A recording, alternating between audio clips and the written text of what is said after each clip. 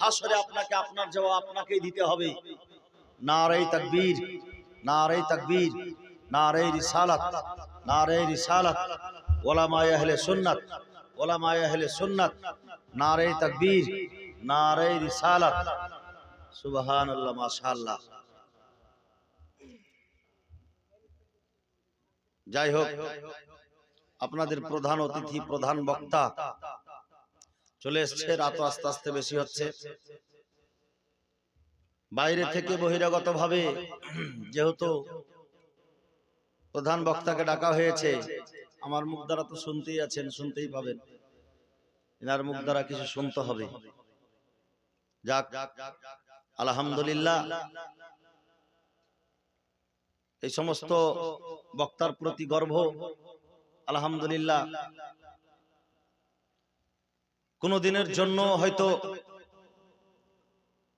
10 দিনের জন্য হলো শিক্ষক হিসেবে ছিলাম, তো গর্ব। আল্লাহর রহমতে আমার অনেক ছাত্র অনেক জায়গাতে জালসা করে বেড়াচ্ছে, ভাইরাল বক্তা। আর আল্লাহর কাছে এটাই অন্তর থেকে দোয়া চাইছি, দোয়া করছি যে আল্লাহ যারাই বক্তা হয়েছে তারা যেন দিনের খিদমত করে, সারা পৃথিবীতে যেন দিনের খিদমত করে, নেকির কাজ করে। কারণ যে ওরা নেকির কাজ করলে তার ভাগ আমিও পাবো। যারা বলুন সুবহানাল্লাহ। এটা একটা এমনই কাজ, তার জন্য গর্বিত এবং খুব ভালো, নিজেকে খুব আনন্দ খুশি মনে হচ্ছে। আলহামদুলিল্লাহ। আজকে আপনাদের এই মাহফিলের প্রধান বক্তা হযরত আল্লামা মাওলানা সাবিরুল ইসলাম সাহেব আজিজাম খুব সুন্দর বক্তব্য করেন। ইনশাআল্লাহ আপনারা অবশ্যই শুনবেন, এবং যারা বাড়িতে আছেন তাদেরকে বলবো আপনারা তাড়াতাড়ি করে খুব চট করে চলে আসুন, দেরি নয়, একদম চট করে চলে আসুন, দেরি করতে হবে না। হ্যাঁ, তাড়াতাড়ি করে মাহফিলে এসে এই জালসাতে অংশগ্রহণ করুন। একবার দুরূদে পাক পড়ুন, আল্লাহুম্মা সাল্লি আলা মাওলানা মুহাম্মাদ ওয়া আলা আলি সাইয়্যিদিনা মাওলানা মুহাম্মদ সাল্লাল্লাহু আলাইহি।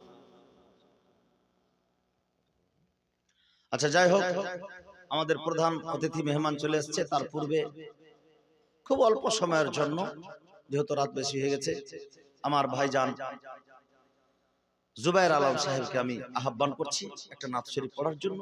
ওনার মুখে একটা নাত শরীফ পড়ে তারপরে আমাদের বক্তা, একবারে ইয়ং তরুণ বক্তা, ইনশাআল্লাহ আপনাদেরকে মন ভরে আজকে ওয়াজ শোনাবেন।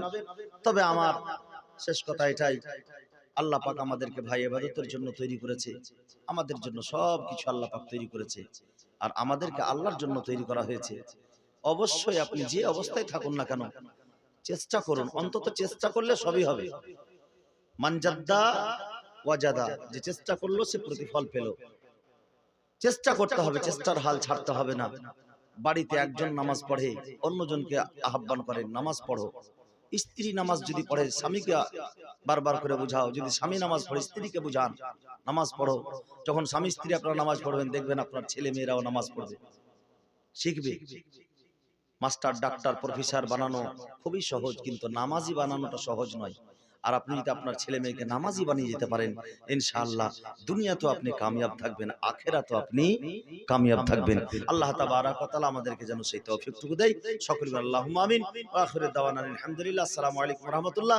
এবার আপনাদের সামনে জুবায়ের আলম সাহেব।